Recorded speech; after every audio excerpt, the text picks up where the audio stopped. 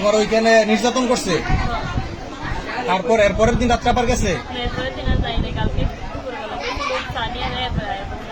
সানি গেছে না? আচ্ছা, মানে সহকারী ছিল। আমি বলি 1 মিনিট, আমার কথা হচ্ছে তো, নির্যাতন করা আর শারীরিক মেলামেশা করা এটা কিন্তু আলাদা জিনিস। শারীরিক মেলামেশা করছে নি তোমার সাথে? কে করছে? নাম কি? কে করছে? ইমনে করছে না? একটু জোরে কও।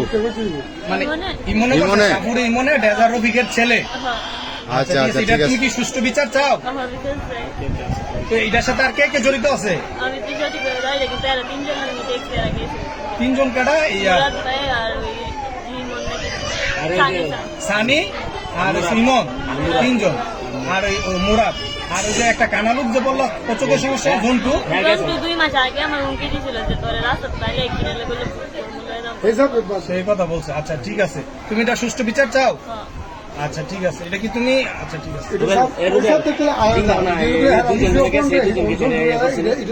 দুজন কি তোমার ইয়া করছে, নির্যাতন করছে?